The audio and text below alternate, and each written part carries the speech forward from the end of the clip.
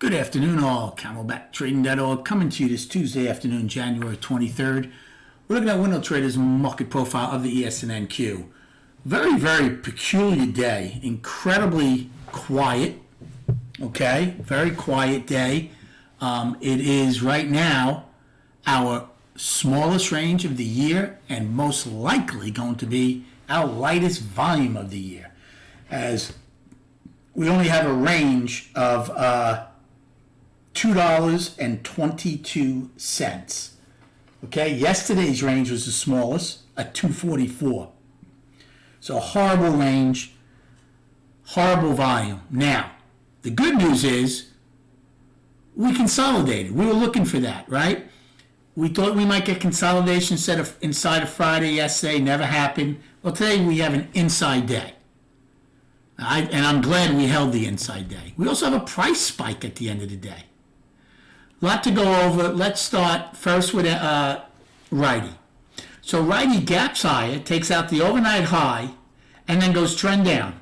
So they get both overnights. By the way, all three of us got both overnights. Interesting. So they get both overnights. They end with a trend day down, two sets of single prints in B and C. However, the daily's still up. Never took out yesterday's low. NQ did take out yesterday's low. So they're back in balance on the daily. They go out with an afternoon pullback in I, a 10-wide POC, and a price spike. I will use G's high as a price spike for them. Now, they attempted to go trend 3 times and failed all 3.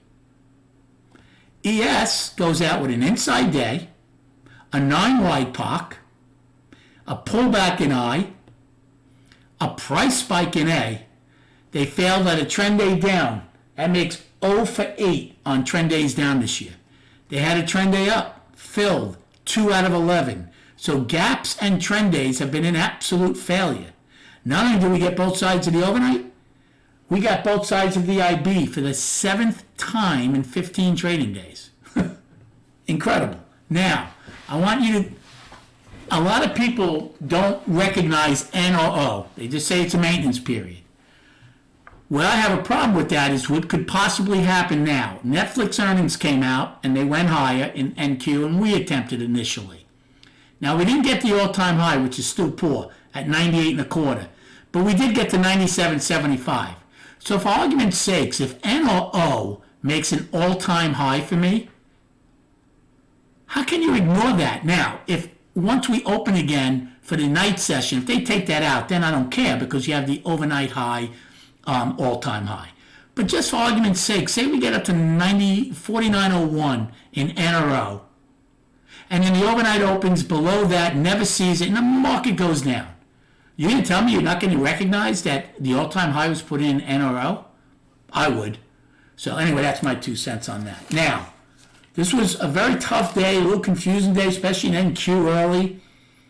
I had a good day, but I didn't do anything. Again, just like yesterday, I had a good morning and only 1 trade in the afternoon.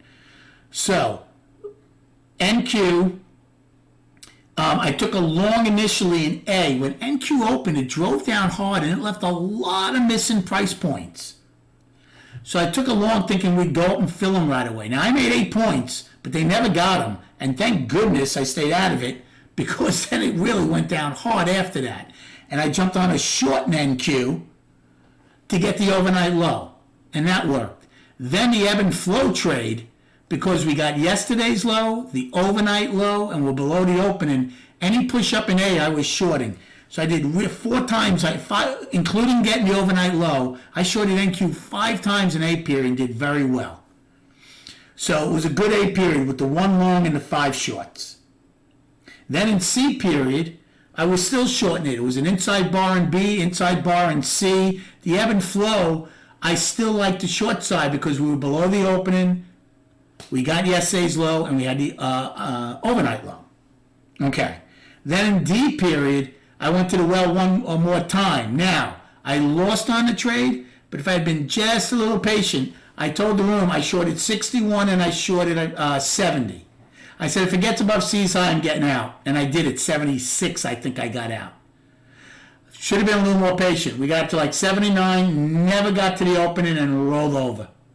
So if I was a little more patient, I would have made money on it instead of losing on it. But I still had a very good morning.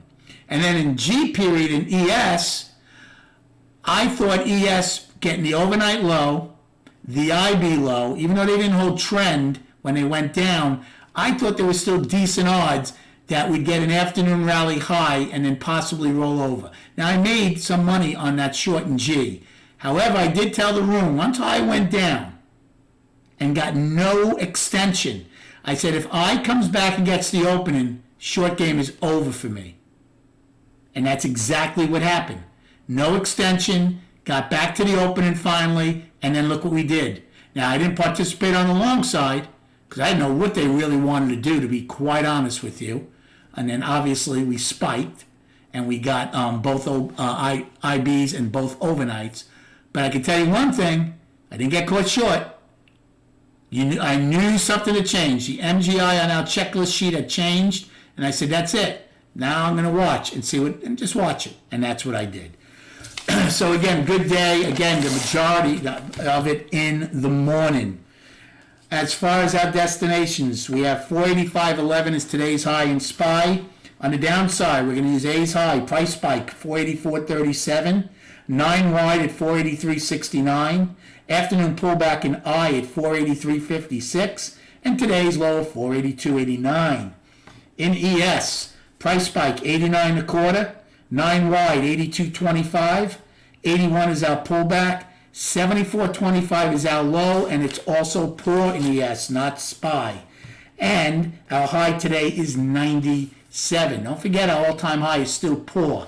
And once again, I'm telling you, I'm going to keep an eye on what N and O do to see if they make new highs. And then on the chart, so an inside day does not stop the one-time framing. So we're one-time framing up for 4 days. But I'm now going to call it up to balance because we did come into some sort of balance. So do we come out of this inside day down, out of the balance, or do we come out of the inside day back firmly to up? All remains to be seen. But again, I'm very discouraged by the range and lack of volume. Because right now I think we're going to end up doing our lowest volume of the year, and it was our smallest range of the year.